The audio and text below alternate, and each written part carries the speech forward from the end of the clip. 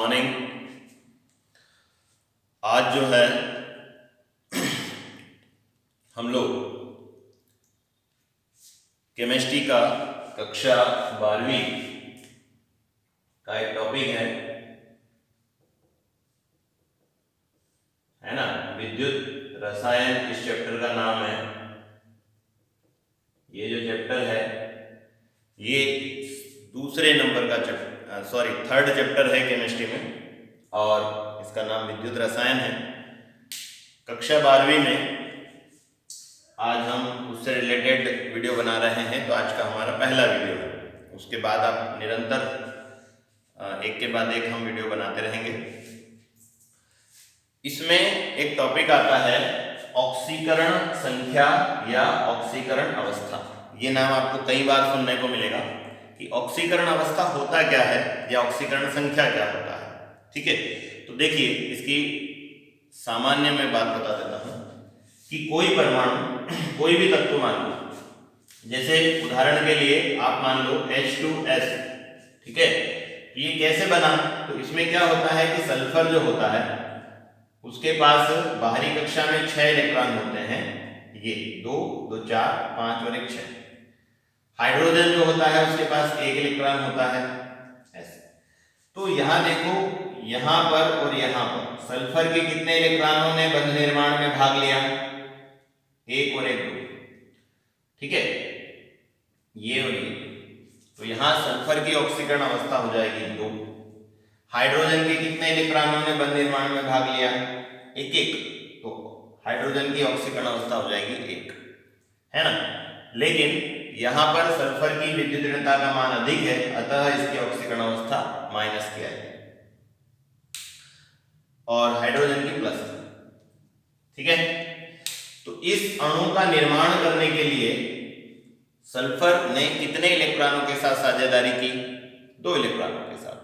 ठीक है ना, तो इसलिए यहां पर इसकी ऑक्सीकरण अवस्था 2 हो जाएगी, क्योंकि उसकी विद्युत ऋणता ज्यादा है, साझे के इलेक्ट्रॉन जोड़े को अपनी ओर खींचेगा, इसलिए ऑक्सीकरण अवस्था माइनस में हो जाएगी।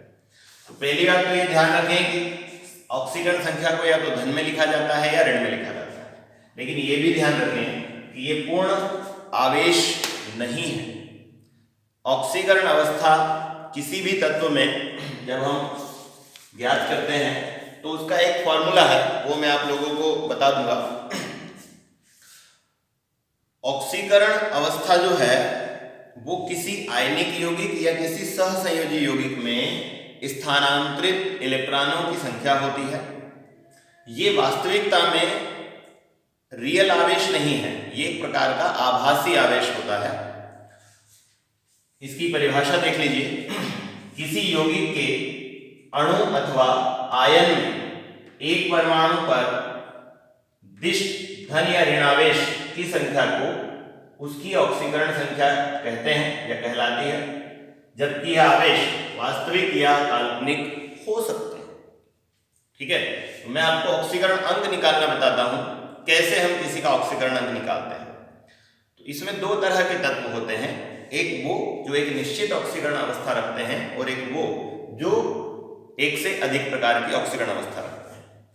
कुछ ऐसे तत्व हैं जैसे कि हाइड्रोजन है ना, लिथियम है, सोडियम है, पोटेशियम है, सीजियम है, ये सभी एक निश्चित ऑक्सीकरण अवस्था रखते हैं। क्योंकि ये सभी हाइड्रोजन को छोड़कर, है ना, इनकी ये सभी धातु हैं, ये अधातु है, लेकिन इलेक्ट्रॉनिक विन्यास से पता चलता है कि इनकी बाहरी कक्षा में कितने इलेक्ट्रॉन है? 1। तो ये 1 इलेक्ट्रॉन को दान करेंगे। आमतौर पर इनकी ऑक्सीकरण अवस्था क्या होगी? प्लस। जैसे बेरिलियम है, मैग्नीशियम है, कैल्शियम है, इनकी ऑक्सीकरण अवस्था क्या होगी? +2। एल्यूमिनियम की ऑक्सीकरण अवस्था क्या होगी? +3, क्योंकि एल्यूमिनियम की बाहरी कक्षा में 3 इलेक्ट्रॉन है। ये निश्चित है। ऑक्सीजन की -2, अगर आपको रखना पड़े तो -2, वो भी आपको पता चल जाएगा। इसी तरह से चलो मैं इधर लिख देता हूं, ऑक्सीजन की -2, फ्लोरीन, क्लोरीन, ब्रोमीन, आयोडीन। यदि आपको इनकी ऑक्सीकरण अवस्था रखना पड़े तो आप लिखना -1। ठीक है, देखिए इतना हो गया, ये आपको याद करना है। ओके, अब मैं आपको बताता हूं किसी भी तत्व में ऑक्सीकरण अवस्था कैसे निकालते हैं। तो जैसे आपसे पूछ लिया H2S में सल्फर की ऑक्सीकरण अवस्था ज्ञात करो। ऑक्सीकरण अवस्था ज्ञात करो, ठीक है। तो सल्फर की निकालना है तो हम क्या करेंगे, ये जो अणु है इसको लिखेंगे। तो ये क्या लिखा है H, ठीक है, इसकी संख्या कितनी 2, तो संख्या को उसके आगे लिख देंगे प्लस फिर ये लिखा S, इसकी कोई संख्या नहीं है, खत्म हो गया। अब आप देखो इसके ऊपर कोई आवेश है क्या, नहीं है, तो आप यहां बराबर लगा देंगे 0। 0 क्यों लगाया, क्योंकि किसी उदासीन अणु में समस्त तत्वों की ऑक्सीकरण अवस्था का योग 0 होता है, इसलिए लगा दिया। अब सल्फर की तो हमें ज्ञात करना है। अब देखो इसमें जो सल्फर को छोड़ दीजिए तो बाकी की, तो यहां प्रश्नानुसार कर देते हैं, प्रश्नानुसार, है ना। अब देखिए सल्फर की ज्ञात करना है और हाइड्रोजन की कितनी है हम जानते हैं, +1 होती है, या हम यहां हम जानते हैं लिख सकते हैं, है ना। अब देखो इसमें सल्फर की निकालना है तो सल्फर की माना कि X है, तो यहां लिख देंगे सल्फर की ऑक्सीकरण संख्या माना X है, ठीक है। तो 2 हाइड्रोजन के लिए क्या लिख देंगे, देखो यहां पे +1 धन सल्फर की कितनी X बराबर 0। अब देखो 2 एकम कितना होता है 2, धन X बराबर 0। अब 2 उधर गया तो क्या हो गया, ये धन का है तो उधर जाएगा तो ऋण का हो जाएगा, यानी सल्फर की ऑक्सीकरण अवस्था क्या आ जाएगी यहाँ पे -2। इसी प्रकार आप और भी निकाल सकते हैं, जैसे आप निकाल लो SO2 में सल्फर की ऑक्सीकरण अवस्था क्या है, तो क्या लिखेंगे, ये S लिख देंगे प्लस ऑक्सीजन कितने हैं 2 ऑक्सीजन है, इसके ऊपर कोई आवेश तो नहीं है, तो यहाँ क्या लगा देंगे बराबर 0। सल्फर की ज्ञात करना है तो इसको ऐसे ही रहने दो या X लिख दो, मान लो, है ना 2। ऑक्सीजन की कितनी है -2 बराबर 0, ठीक है। धन ऋण क्या होता है, ऋण 2 दूना 4 बराबर 0। अब ये 4 बराबर के उधर जाएगा तो क्या हो जाएगा, ये हो जाएगा +4। तो SO2 में सल्फर डाइऑक्साइड में सल्फर की ऑक्सीकरण की अवस्था क्या हो जाएगी +4। इसी तरह से देखो SO3 में क्या होगा, ठीक है, ये सल्फर ऑक्सीजन कितने 3, ऑक्सीजन बराबर 0।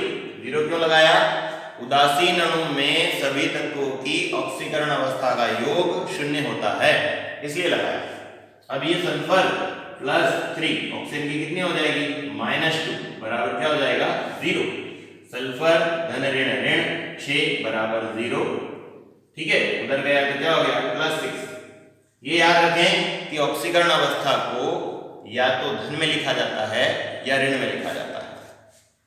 इसी तरह से और देख लेते हैं, जैसे आपसे बोला गया H2SO3 सल्फ्यूरस अम्ल में सल्फर की ऑक्सीकरण अवस्था बताइए। तो रियलिटी में इसको कैसे लिखा जाता है वो बता देता हूं। तो H2 है ना, H2SO3 में सल्फर की ऑक्सीकरण संख्या माना X है, ठीक है। हम जानते हैं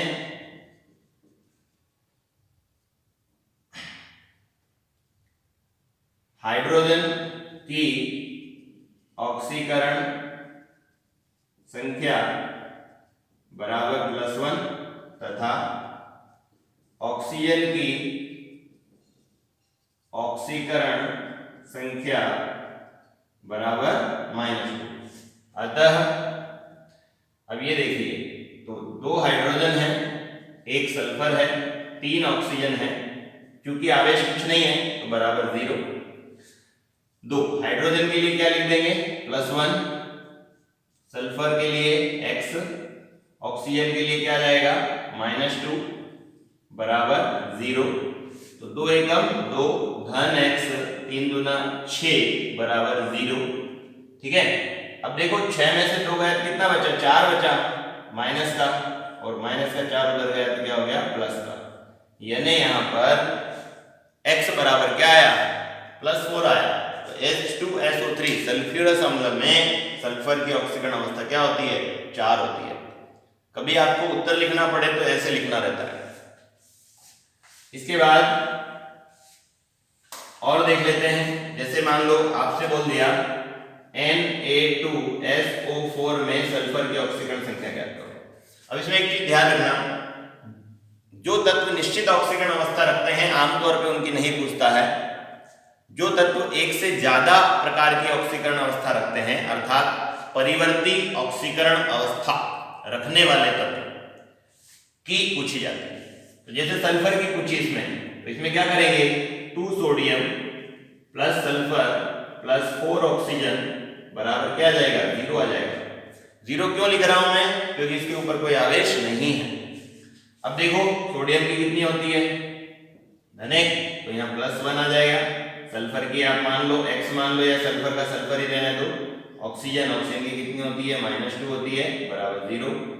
2 एकम 2, और ये धन ये ऋण, ये क्या हो गया, 8 हो गया, है ना। धन ऋण ऋण 4 दूना 8। अब ये ऋण 8 में से धन 2 गया तो क्या बचा, ऋण का 6 बचा, और उधर गया तो क्या हो गया, धन का हो गया। यानी सल्फर की ऑक्सीकरण अवस्था यहाँ गई धन 6। अब अगर कोई आवेश लगा हो तो क्या होगा, जैसे अमोनियम आयन ले लेते हैं यहाँ पर, अमोनियम आयन। अब इसमें एक नाइट्रोजन की ज्ञात करना है, तो नाइट्रोजन +4 हाइड्रोजन बराबर, अभी तक हम बराबर में क्या लिखते आ रहे हैं, 0 लिखते आ रहे हैं। लेकिन अब हम बराबर में 0 नहीं लिखेंगे, क्योंकि इसके ऊपर आवेश है। अगर कोई आयनित अणु है तो जितने उसके ऊपर आवेश लगे हैं वो बराबर के बाद आपको लिखना पड़ेगा। एक धन आवेश है तो धन 1 लिख देंगे, अगर 2 धन आवेश होते तो धन 2 लिख देते, 3 धन आवेश होते तो धन 3 लिख देते। यदि यहाँ पर एक ऋणावेश होता तो ऋण 1 लिख देते, 2 ऋणावेश होते तो ऋण 2 लिख देते, 3 ऋणावेश होते तो ऋण 3 लिख देते। ऐसा होता है, ठीक है। तो अभी हम देख लेते हैं इसको। अब देखो नाइट्रोजन की ज्ञात करना है तो इसको ऐसा का ऐसा ही रहने दो। हाइड्रोजन का कितना होता है आप जानते हो, +1 होता है, वेरी गुड। और इधर क्या है, +1, इसको हल कर लीजिए। तो नाइट्रोजन ये 4 एकम 4 बराबर धन 1, नाइट्रोजन बराबर ये 4 उधर गया तो क्या हो गया, -1 -4 मतलब -3। तो नाइट्रोजन की ऑक्सीकरण अवस्था क्या आ गई यहाँ पे, -3। तो ऐसा पूछा जाता है। और एक आधा देख लेते हैं, उम्मीद है कि आप लोगों को समझ में आ रहा होगा, ठीक है। अब देखिए अगर हम इसमें देखें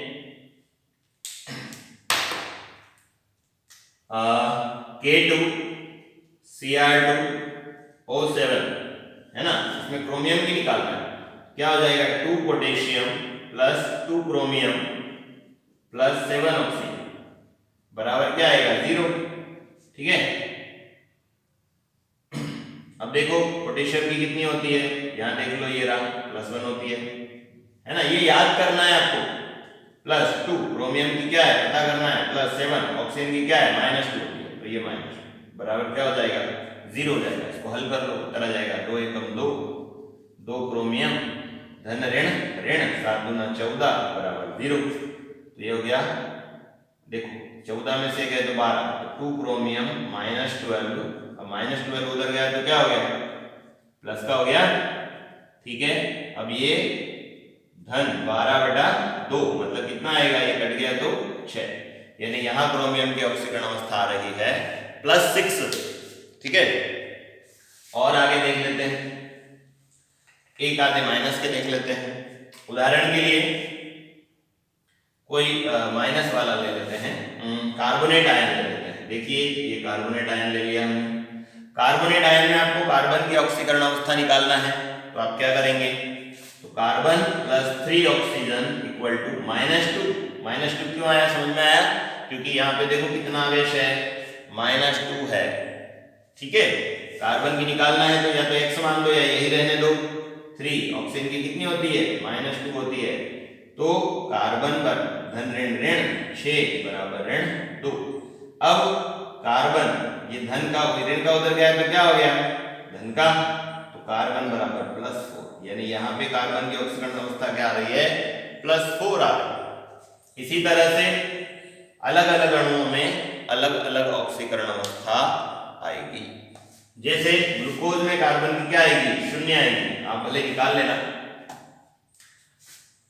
C6H12O6, इसमें आप कार्बन की निकाल लो, कितनी आएगी, 0 आएगी। कैसे देखो, 6 कार्बन धन 12 हाइड्रोजन धन 6 ऑक्सीजन इक्वल टू 0।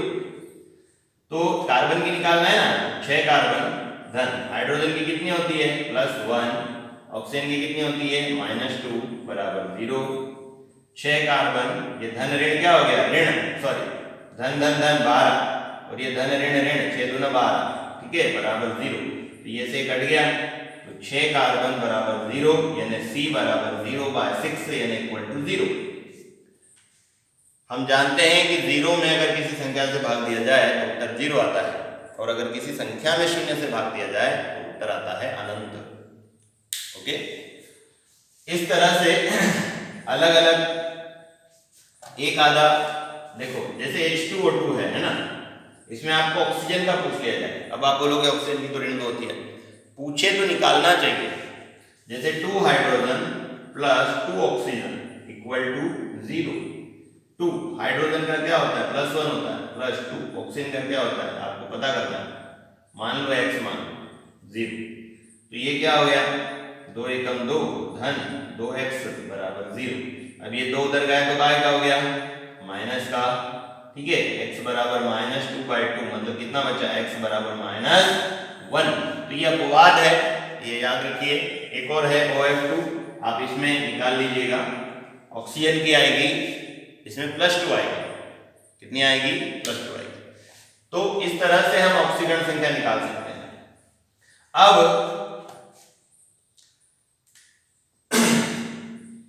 देखिए, मैं आपको एक समीकरण जो आप लोगों ने पढ़ा है वो बता देता हूं। आपने प्रकाश संश्लेषण में पढ़ा है 6 कार्बन डाइऑक्साइड धन 12 H2O, यहां लिखते हैं सनलाइट, है ना, और यहां लिखते हैं क्लोरोफिल, और यहां लिखते हैं ग्लूकोज, ठीक है, प्लस 6 अणु पानी के, plus H2O 6H2O plus 6O2, ऐसा हम लिखते हैं। अब ये कार्बन है इसमें और इसमें भी कार्बन है। इसमें जब आप कार्बन का ऑक्सीकरण अंक निकालोगे तो आप देख लेना +4 आएगा।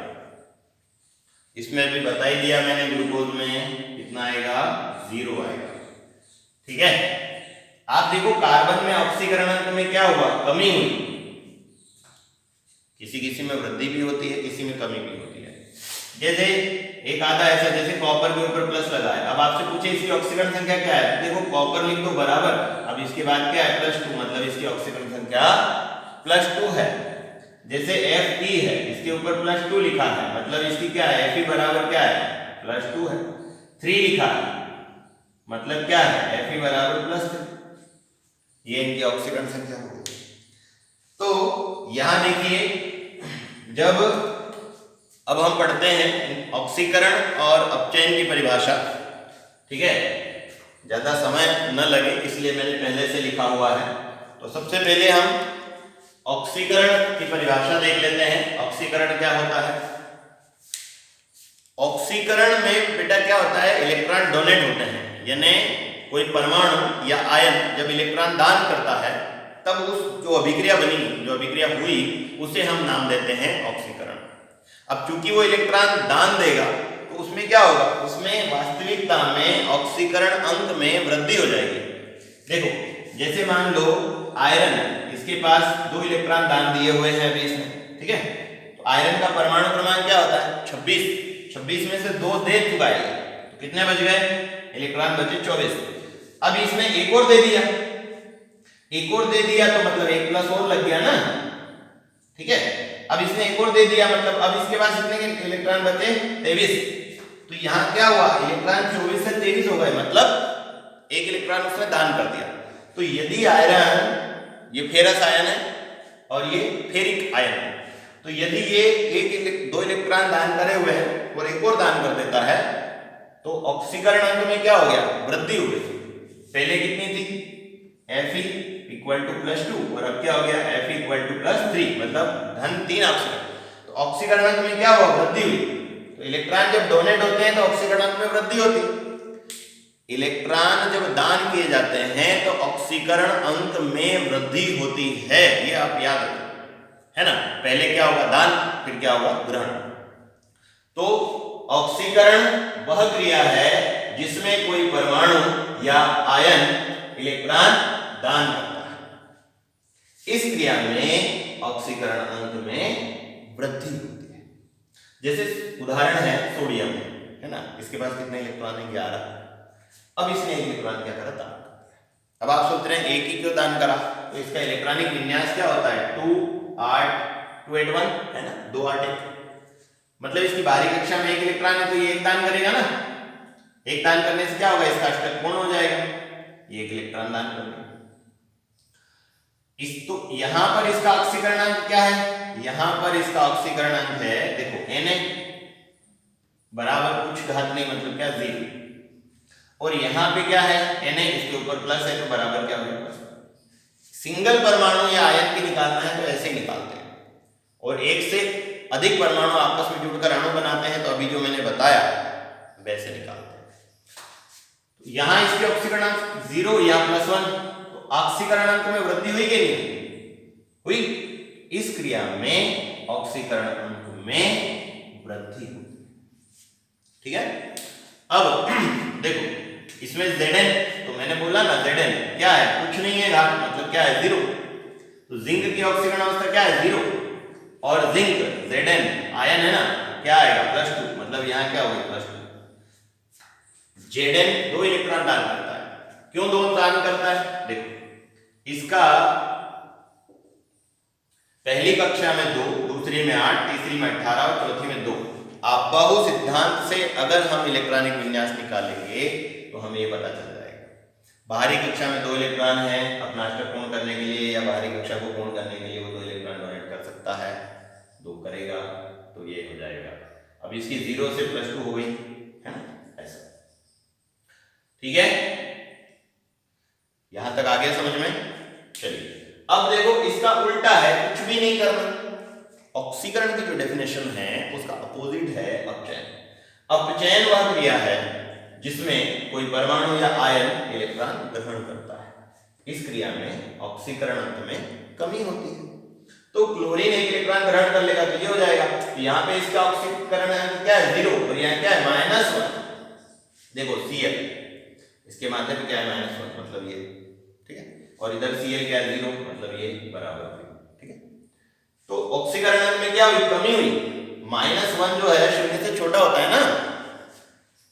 अब इसमें क्या है देखो इसके पास कितने इलेक्ट्रॉन है, इसने ग्रहण कर लिए तो यहाँ इसके ऑक्सीकरण अंक क्या है +2 और यहाँ क्या है 0, इसमें भी क्या होगी कमी होगी।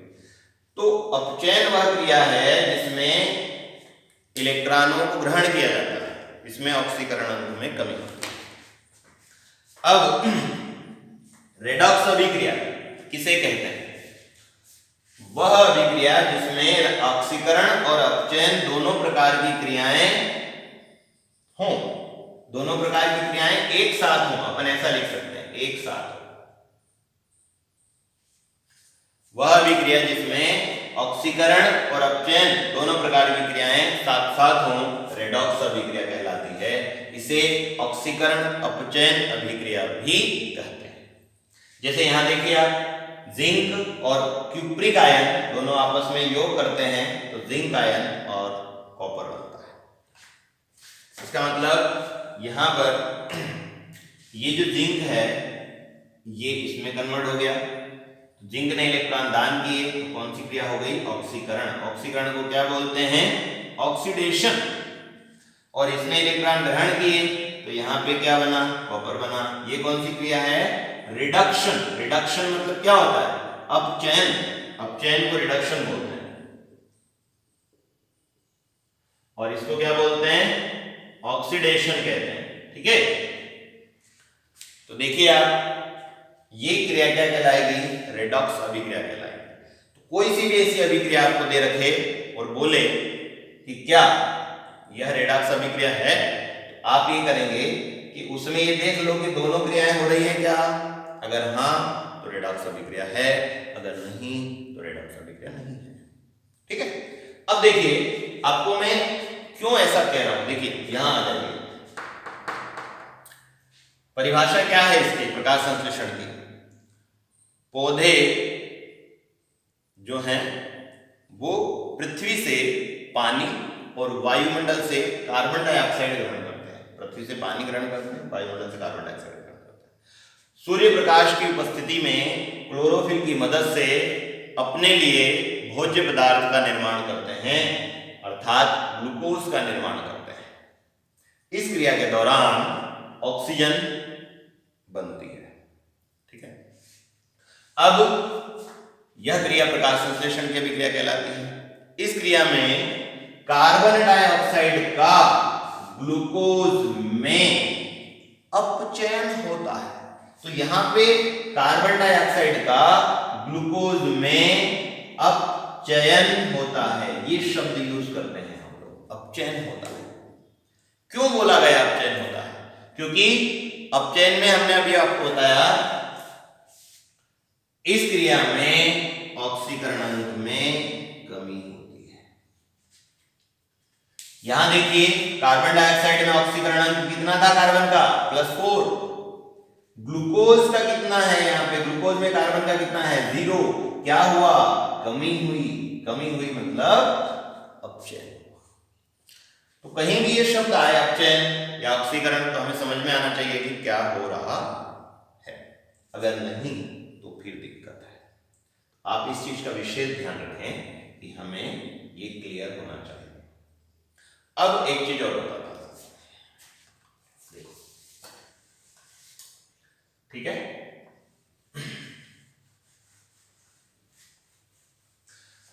देखिए इसमें क्या है कि ऑक्सीकरण यानी ऑक्सीकरण, इसको क्या बोला मैंने, ऑक्सीडेशन, और अपचयन, इसको क्या बोला, रिडक्शन। ये दो जो क्रियाएं हैं, एक में इलेक्ट्रॉन दान हो रहा है, दूसरे में इलेक्ट्रॉन ग्रहण हो रहा है ना।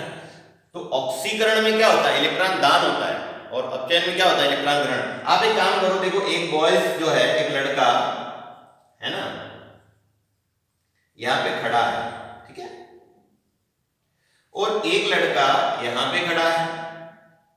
अब इसमें देखिए आप कि अगर ये गेंद है, इसके पास एक बॉल है, तो ये बॉल फेंकेगा तो ही तो ये उसको ग्रहण करेगा, ठीक है, ये देगा तो ही तो ये लेगा ना, नहीं। अब पहले कौन सी क्रिया हुई, पहले ये देगा, ठीक है, तो ये लेगा, मतलब ये देने वाली क्रिया कौन सी हो गई, ऑक्सीडेशन, और ये लेने वाली कौन सी हो गई, रिडक्शन। आप एबीसीडी लिख के देख लो, ABCDEFGHIJKLMNO PQR,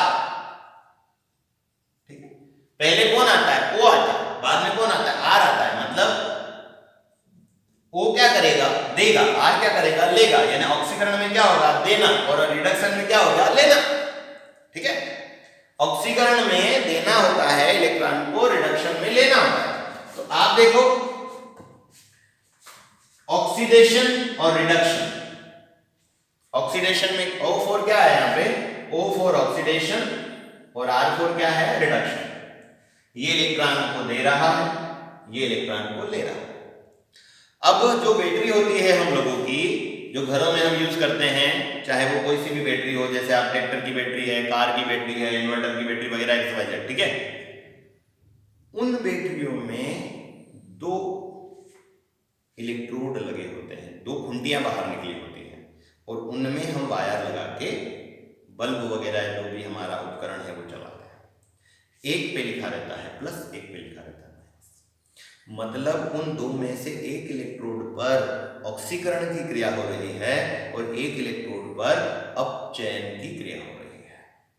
हम कैसे पता लगाएं कि कौन है ना, उसमें एक को बोलते हैं एनोड और एक को बोलते हैं कैथोड। अब आप देखो कि एनोड किसको कहेंगे और कैथोड किसको कहेंगे। आमतौर पे 10वीं में हमें सिखाया जाता है कि भाई जो जिसमें प्लस है वो एनोड, जो माइनस है वो कैथोड। मैं ये नहीं कहता कि ये गलत है ना, लेकिन इसमें कंफ्यूजन होता है बच्चे को। विद्युत रासायनिक सेल पढ़ने जाएगा तो अलग है, ठीक है, दूसरा सेल पढ़ने जाएगा तो अलग हो जाएगा, फिर दिक्कत आएगी। तो आप इसको ऐसे याद कर लो, सिंपल एबीसीडी पढ़ो, कैथोड और एनोड लिखो। तो कैथोड क्या लिखते हो आप, कैथोड लिखते हो, एनोड क्या लिखते हो, ए नोड, मतलब काय से शुरू होता है, ए से शुरू होता है ना। तो देखिए ए फॉर एनोड और बी बीच में आ गया और सी फॉर कैथोड, है ना। तो देखो ये हो गया, जिस इलेक्ट्रोड पर ऑक्सीकरण की क्रिया हो रही है उसे क्या कहते हैं, एनोड। जिस इलेक्ट्रोड पर अपचयन की क्रिया हो रही है उसे क्या कहते हैं, कैथोड। तो इस शब्द को आप अपने दिमाग में अच्छे से फिट कर लीजिए कि जिस इलेक्ट्रोड पर ऑक्सीकरण की क्रिया होती है उसे हम एनोड कहते हैं और जिस पर अपचयन की क्रिया होती है उसे हम कैथोड कहते हैं, ठीक है। एनोड से इलेक्ट्रॉन जाते हैं, किधर जाते हैं एनोड से इलेक्ट्रॉन, कैथोड की तरफ। हमेशा इलेक्ट्रॉनों का वेग, इलेक्ट्रॉनों का गमन एनोड से कैथोड की ओर होता है और विद्युत धारा की जो दिशा होती है वो हमेशा इलेक्ट्रॉनों की दिशा के विपरीत होती है, यानी विद्युत धारा की दिशा इलेक्ट्रॉन की प्रवाह के विपरीत होती है। कैथोड से एनोड की विद्युत धारा प्रवाहित होती है। तो हम कोई सा भी सेल पढ़ेंगे उसमें ये कॉन्सेप्ट बड़ा काम आएगा कि जिस पर ऑक्सीकरण हो रहा है वो एनोड कहलाता है, जिस पर अपचयन हो रहा है वो कैथोड कहलाता है। तो आप देखना कि कभी भी हम सेल रिएक्शन लिखते हैं तो एनोड और कैथोड पर रासायनिक क्रियाएं लिखेंगे, वो आपको आगे जाके मैं बताऊंगा, ठीक है। तो आज के लिए इतना ये हो गया है ना। उम्मीद है कि आपको ये टॉपिक समझ में आया होगा और इसका नेक्स्ट टॉपिक जो है हम अगले वीडियो में देखेंगे। धन्यवाद।